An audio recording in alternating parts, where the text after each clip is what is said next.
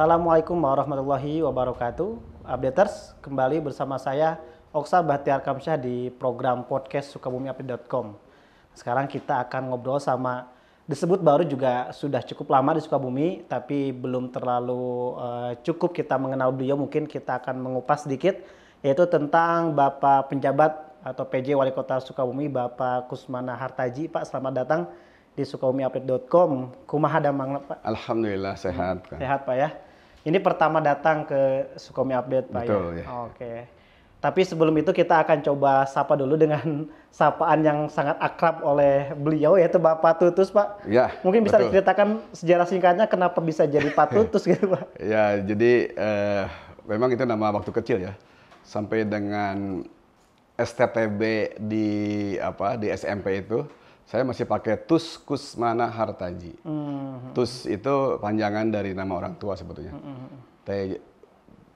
Cece Ukana Suparta. Tapi pada saat masuk SMA, mulailah administrasi ketat. Jadi karena memang di akte tidak ada, akhirnya muncul Kusmana Hartaji. Tapi sudah terlanjur semenjak kecil memang sudah dipanggil Tutus. Jadi Tus padahal tapi biasa dipanggil orang tua, nama kesayangan. Panggilnya Tutus gitu. Sampai sekarang orang yang Sampai lebih sekarang yang dekat, yang kenal, yang ya walaupun itu namanya Tutus. Oke. Bapak kan dilantik 20 September, Pak ya? Betul. Menjadi penjabat wali kota, waktu itu di Gedung Sate di Bandung dilantik. Mungkin saya ingin mengawali obrolan kita dengan Bapak dilantik, melanjutkan transisi kepemimpinan dari yang sebelumnya. Mungkin awal-awal adaptasi itu gimana, Pak, hadir di kota Sukabumi? Ya, jadi alhamdulillah izin Allah saya ditugaskan di 20 September 2023 ya. Ya, memang diamanahkan oleh Mendagri termasuk Pak Gubernur. Diawasi oleh Pak Presiden langsung karena PJ itu mengisi kekosongan pemerintahan pada saat wali kota definitif berakhir. Pak Fahmi memang sudah banyak penghargaan dengan Pak Andri melaksanakan tugas pemerintahan selama kurang lebih 5 tahun. Dan tepat tanggal 20 beliau habis masa jabatannya dan saya melanjutkan sesuai dengan SK yang diterbitkan oleh Pak Mendagri. Oke, Bapak masuk di tengah pembangunan berjalan sebetulnya, Pak ya? Ya, betul. Jadi di 2003 sudah berjalan, penghargaan cukup banyak, hampir 580-an sekitar gitu. Ya, tugas saya sebetulnya bagaimana melanjutkan hal-hal yang sudah dilakukan oleh Pak Fahmi dan Pak Andri di masa kepemimpinan selama 5 tahun dan mengisi kekurangannya dan melanjutkan di 3 bulan terakhir masa beliau selesai ya. Jadi di 2023 ada masanya beliau dan tiga bulan ke sini memang pada saat kebetulan perubahan juga itu baru saya melaksanakan itu. Oke.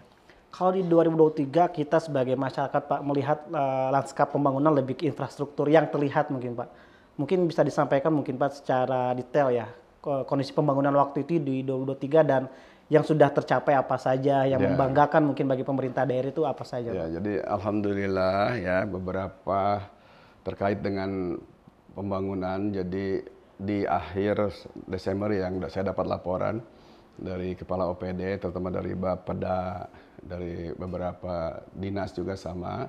Jadi alhamdulillah capaian indikator kinerja outcome 98,46% atau secara fisik gitu ya.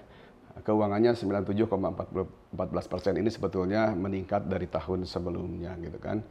Yang membanggakan sebetulnya ada beberapa hal, diantaranya pengurangan kawasan kumuh seluas 78,43 hektar. Dari sekian hektar ya luas kota Sukabumi dan ini sudah 78%. Termasuk juga bisa dilihatlah di sekitaran Cikole dan sekitarnya kan ada pedestrian ya, itu juga sudah alhamdulillah sudah pembangunan pedestrian sudah selesai gitu. Ada beberapa mungkin kekurangannya. Terus bertambahnya kelurahan yang keluar dari status kawasan kumuh itu ada 2 kelurahan, Gunung Parang dan Citamiang, serta optimalisasi kawasan Cipelang Herang. Itu beberapa hal sebetulnya yang melihat memang di 2023 di akhir-akhir masa jabatan wali kota definitif itu pembangunan infrastruktur cukup banyak. Tinggal kita sebetulnya melanjutkan saja dan mengisi kekosongan-kekosongan berjalannya pemerintahan di Kota Sukabumi. Oke. Nah Pak, terkait infrastruktur, Bapak datang ke Kota Sukabumi dalam kondisi Lapang Merdeka sudah direvitalisasi, Betul. infrastruktur juga pedestrian, jalur pedestrian beberapa sudah dibangun. Yang pertama kali dipikirkan oleh Bapak, oh ini loh yang nanti akan saya ubah, nih udah kegambar gitu pas datang ke Sukabumi, apa yang mau ditingkatkan waktu itu dengan kondisi yang sudah ada gitu? Sebetulnya kita mencoba di beberapa secara fisik saya melihat langsung beberapa yang tugas membangun itu kelihatannya agak cukup mudah, walaupun prosesnya panjang gitu ya. Kalau sudah jadi, ini tugas kami bagaimana maintenance sebetulnya yang cukup berat sebetulnya agar mempertahankan itu dan juga memperluas sebetulnya. Karena Kota Sukabumi bukan hanya di Cikole ya. Itu tantangan sebetulnya, tapi kita inginnya di tahun ini gitu kan ada juga perluasan model perkotaan agak ke sana gitu. Selatan ya. Ya, tapi terkait dengan alokasi anggaran yang bukan kebetulan, memang sudah direncanakan ada pemilu dan pilkada. Ini membuat mungkin di tahapan infrastruktur akan dicoba dikurangi sebetulnya untuk kita membiayai program mendukung pemilu pilkada agar lebih lancar. Jadi termasuk juga beberapa kan kemarin juga di daerah beberapa tempat yang drainase yang masih kurang sebetulnya ya. Jadi kita nanti juga akan meningkatkan dan rehabilitasi drainase, jalan kota dan lingkungan serta normalisasi sungai. Makanya kemarin saya bersama Forkopimda menginisiatif beberapa sungai, termasuk juga bulan November kalau tidak salah. Saya juga melihat jangan sampai juga terjadi banjir di di daerah sekitar Jembatan Merah kalau tidak salah. Kami dengan beberapa dengan OPD juga melakukan pembersihan itu termasuk dengan kecamatan. Jadi mengantisipasi gitu kan. Termasuk kemarin kita kunjungan kalau juga ada hal yang memungkinkan titik-titik longsor dan sebagainya termasuk juga sampah. Jadi beberapa pembangunan mungkin perluasan pembangunan pedestrian tadi sudah saya sampaikan. Terus juga peningkatan mitigasi bencana kemarin kita sudah lakukan juga dan peningkatan pengelolaan persampahan insya Allah. Alhamdulillah izin Allah kita ada bantuan dari Kementerian dari pusat bahwa ada TPA tambahan yang insya Allah dalam jangka waktu 3 bahkan 4 tahun mungkin sampah untuk Sukabumi aman gitu. Ini juga menjadi konsen kita sebetulnya. Oke, jadi untuk sementara terkait infrastruktur mungkin lebih ke maintenance. Betul. Atau mungkin juga kalau ada acara di sana bisa kolaborasi dengan swasta dan lain-lain. Betul, jadi memang kolaborasi menjadi penting gitu. Termasuk juga di dataran sungai kan kita juga sudah mengkomunikasikan dengan Dinas PSDA Provinsi dan insya Allah 2024 juga akan melakukan program kegiatan di sekitar sungai-sungai mana yang termasuk juga jembatan. Ini yang terus kita komunikasikan. Oke, siap. Oke, Updaters, kita masih di podcast sukabumiupdate.com bareng saya Oksa Bahtiar Kamsa dan juga Pak Tutus, Pak Kusman Hartaji selaku PJ Wali Kota Sukabumi. Nah Pak, kita juga tidak akan lupa membahas tentang agenda besar 2024 yaitu pemilu, mungkin nanti juga ada pilkada. Dan salah satu amanah quote-unquote penjabat adalah untuk memastikan ini berjalan dengan lancar. Nah ini mensiasati di satu sisi pembangunan harus terus berjalan Pak, prioritas mungkin di 2024. Di satu sisi juga pemilu harus terlaksana dengan baik. Mungkin saya ingin bahas dulu terkait program prioritas Pak di 2024 yang sudah diagendakan seperti apa? Ya, jadi di 2024 kita tadi sudah sampaikan ya, pembangunan sudah berjalan di 2023 walaupun masih ada sedikit kekurangan. Ya kita sempurnakan termasuk juga tadi maintenance pemeliharaan, lanjutan optimalisasi kawasan Cipelang Herang, penurunan kawasan kumuh yang tadi masih 78%. Ini kita coba juga lakukan, terus juga di pemeliharaan rehabilitasi jalan juga kita lakukan. Dan juga inisiasi pembangunan sistem RDF sampah ya. Jadi mudah-mudahan nanti kita juga mungkin menginisiasi kerjasama dan investasi ya terkait dengan pemanfaatan limbah sampah. Jadi yang dibuang tuh ke tempat TPA itu hanya residunya saja gitu. Tapi nanti untuk yang sampahnya di luar residunya mungkin bisa dimanfaatkan untuk bahan bakar semen dan lain. Karena kita juga punya pabrik semen yang cukup besar di kabupaten. Itu kan bisa jadi potensi kita sebetulnya. Jadi ini yang beberapa termasuk prioritas itu ya saat ini mulai tanggal 14 sudah pemilu ya. Jadi ya, pelaksanaan pemilu, pilpres dan pilkada serentak. Terus juga penyelesaian RDTR, peningkatan kapasitas bencana, meningkatkan pengelolaan persampahan di skala lingkungan. Itu menjadi hal-hal yang sangat prioritas untuk kita lakukan. Walaupun di jasa dan lain sebagainya kita juga konsen gitu ya. Termasuk kemarin sekaligus mitigasi bencana, kita juga melihat ada potensi pariwisata yang akan menambah pendapatan asli daerah. Karena pendapatan asli daerah kita sebetulnya sangat terbatas dengan kondisi saat ini. Dengan situasi perkotaan sebetulnya ya. Kita masih tapi walaupun demikian kondusivitas di kota Sukabumi cukup kondusif. Ini membuat para investor juga sudah mulai tertarik gitu ya untuk bagaimana membangun beberapa destinasi, barangkali bagaimana meningkatkan pendapatan asli daerah kota Sukabumi. Oke, kan Pak, program pemerintah tuh direncanakan 1 tahun sebelumnya kan Pak biasanya kan. Ada tidak Pak mungkin hasil pengamatan Bapak ini kayaknya belum nih, program belum ada. Tapi Bapak menangkap itu potensi yang besar di Sukabumi. Mungkin juga kemarin momen tahun baru ada hal yang mungkin belum dimasukkan nih ke program 2024. Ada tidak Pak yang mungkin ingin diincar di sana gitu? Program-program yang sangat potensial sebetulnya. Bagaimana kalau saya kan di latar belakang koperasi UMKM ya. Kelihatannya event-event karena perkotaan itu kan potensi masyarakatnya itu konsumtif dan dia seneng kebahagiaan gitu. Kita punya lapangan merdeka kan, terus juga kita ya kalau kemungkinan ada pergeseran, makanya kemarin di awal-awal saya menjabat, saya membuat satu uji coba sebetulnya dengan Culinary Night. Ya, ternyata antusias masyarakat begitu luas. Potensi kita sebetulnya di jasa dan perdagangan, termasuk perhotelan. Ini adalah satu potensi bagaimana mengembangkan pelaku UMKM kita bisa berdaya saing di regional, nasional, bahkan internasional. Nah, jadi promosi-promosi itu yang terus kita harus lakukan. Jadi memanfaatkan potensi lokal untuk terus juga bisa bagaimana masyarakat kota Sukabumi menjadi sejahtera.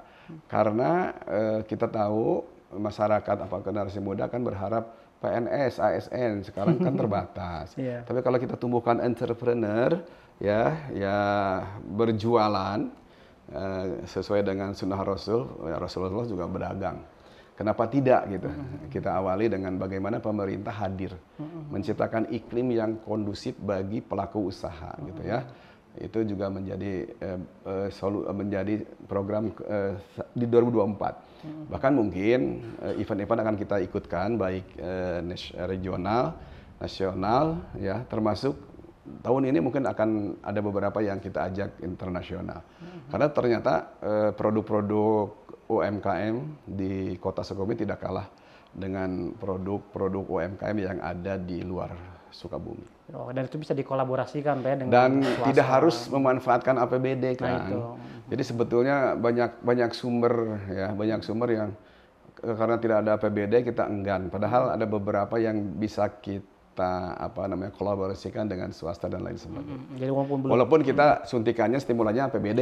Walaupun tidak besar, tapi kan mungkin bisa memanfaatkan yang lain. Oke. Nah, Pak, sekarang kita masuk ke agenda pemilu nih, Pak. Siap. Beberapa kali di awal-awal Bapak menjabat menekankan netralitas ASN, Pak. Kayaknya memang ini menjadi aturan yang lumrah ya di seluruh Indonesia. Memang ASN diimbau untuk netral. Kita awali dengan seberapa penting sih Pak pengaruhnya ketika ASN ini mungkin melanggar tanda petik terhadap kondusivitas masyarakat gitu Pak, terkait pemilu ini. Ya, jadi kan ASN itu sebetulnya jadi panutan, harus jadi panutan masyarakat. Karena pemerintahan hadir itu harus melayani semua masyarakat, tidak melihat dia unsur politik dan unsur agama. Semua adalah punya hak untuk dilayani. Nah, kalaupun nanti ASN dan non-ASN yang tergabung dalam, karena kan pegawai kita sekitar 3.500-an ya, 3.800-an, dan di dalam itu ada 600-an non-ASN, yang itu juga masuk dalam aturan yang kita miliki gitu. Bagaimana kalau nanti terpengaruh oleh satu partai Padahal masyarakat kan beragam. Dia punya hak pilih setiap itunya. Kita harus layani kan. Nah, inilah netralitas. Kalau tidak netral akan terganggu. Termasuk kebijakan, termasuk program. Padahal program pemerintah saya ditugaskan itu untuk betul-betul bagaimana pemerintah kota itu bisa netral. Karena akan berpengaruh terhadap pelayanan kita kepada masyarakat. Itu yang menjadi kunci gitu. Kalau memang nanti terpengaruh sedikit, wajar ya. Mungkin pada saat pemimpinnya dari partai politik, ya mungkin bisa saja. Tapi pada saat kita melaksanakan birokrasi gitu kan, walaupun sekarang sangat dinamis gitu ya, tapi tetap aturan disiplin pegawai ya itu juga harus. Jadi poinnya pelayanan jangan sampai terganggu. Betul, dan juga harus melayani setiap masyarakat. Jangan dibeda-beda, karena tidak memilih kita, karena tidak memilih kita. Otomatis kunaon milih eta dah henteu, padahal kan program kita program pemerintah. Makanya PJ, apalagi seorang PJ menjadi pejabat wali kota kan tidak dipilih tapi ditugaskan, apalagi dari ASN. Jadi netralitas menjadi mitigasi sebetulnya supaya pelayanan tidak terganggu. Betul. Kalau terkait persiapan mungkin Pak update dari KPU mungkin ada laporan seperti apa sampai sekarang? Alhamdulillah kartu suara sudah hampir selesai ya. Sekarang terakhir yang Pilpres ya, karena 14 sudah mulai. Kami juga menugaskan Kesbangpol, kemarin menjemput ke Jawa Timur. Sekarang di gudang sudah selesai, beberapa sudah hampir selesai pelipatan yang memanfaatkan orang-orang sekitar gitu, Sukabumi untuk melipat kartu suara dan memeriksa, mengkurasi, mengverifikasi mana yang ada titiknya saja jadi gagal gitu. Benar. Mungkin kita juga akan ada tambahan nanti ya di seperti itu. Ini termasuk juga penyiapan anggaran untuk KPU, alhamdulillah, karena ada kewajiban 40% kemarin 2023, sekarang nanti kita 60% itu sudah disediakan di APBD. Makanya ada beberapa program yang menyesuaikan gitu ya Pak Kepala Bapeda. Jadi itu yang kita lakukan. Termasuk juga anggaran untuk Bawaslu, penyiapan anggaran untuk pengamanan ya dari Polres, dari Dandim, dari Satpol PP, terus Kesbang, Dishub, juga Fasilitas Sekretariat PPK, PPS. Sekarang tim juga sedang mengecek beberapa tempat di kecamatan gitu untuk menjadi gudang. Terus juga sekretariat PPS karena jangan sampai juga di sudut pojok kecil gitu kan, padahal nanti ada beberapa yang kita lakukan. Untuk pilkada mungkin nanti ada des pilkada ya, tapi sekarang mah kan untuk pemilu dulu dan legislatif ya. Mudah-mudahan saya berharap di kita lancar lah ya. Amin. Dan ini tugas saya, salah satu tugas yang cukup berat sebetulnya, bagaimana mengamankan pemilu dan termasuk juga anggarannya, termasuk juga SDM-nya. Terus juga pemerintah daerah juga memfasilitasi asuransi BPJS-nya kan bagi penyelenggara KPU sampai dengan tingkat KPPS.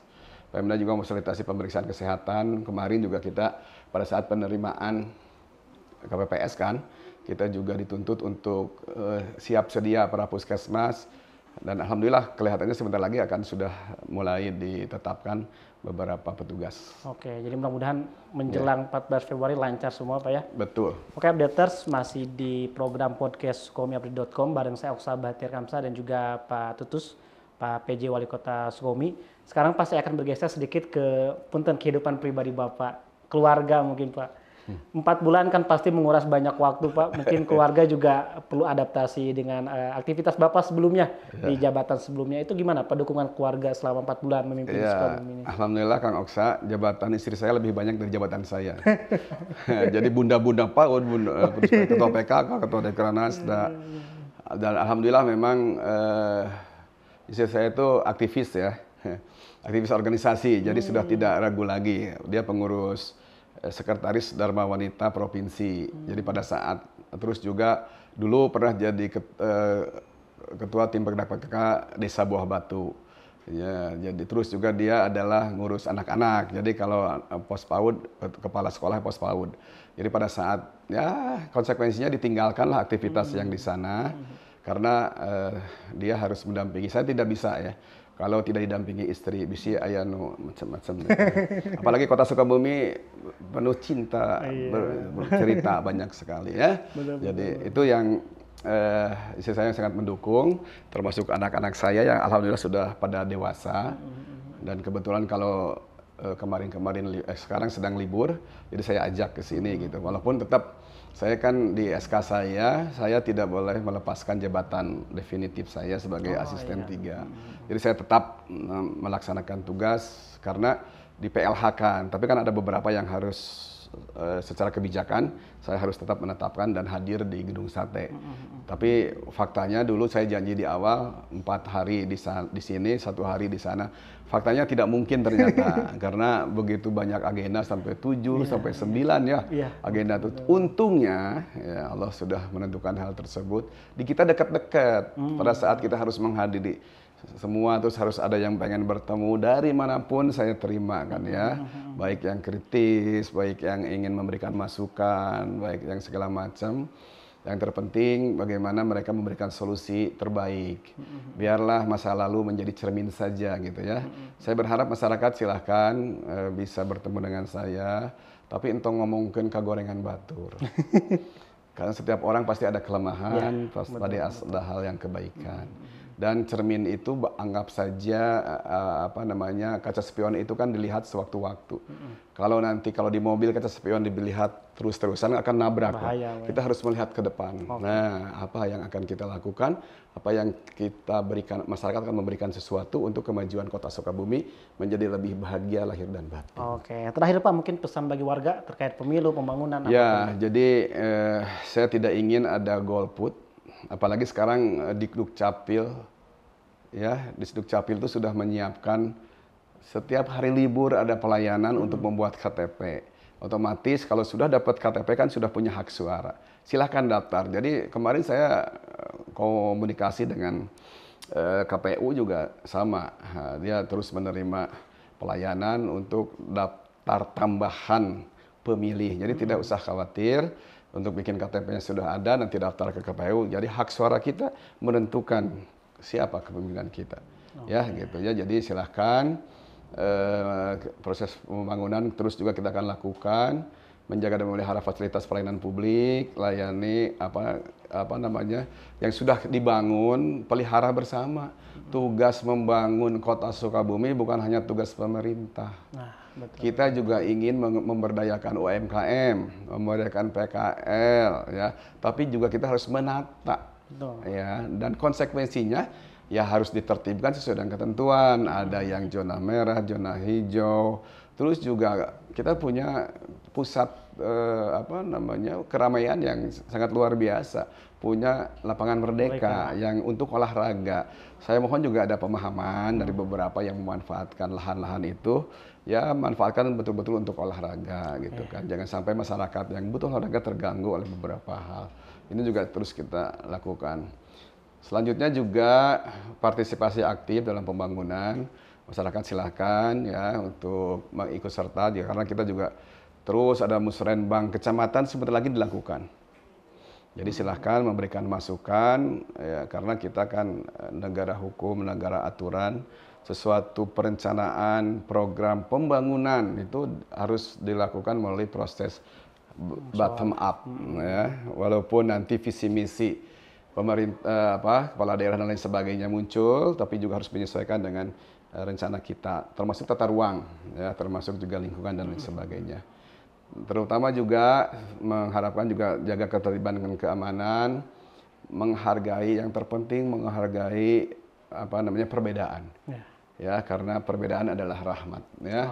Ya, itu terpenting sekali. Ya, apalagi di kita itu nomor 6 terbaik se-Indonesia toleransi. Iya, indeks kota toleran, Pak ya. Wah, dan saya bangga seperti itu. Jadi termasuk FKUB-nya sangat luar biasa.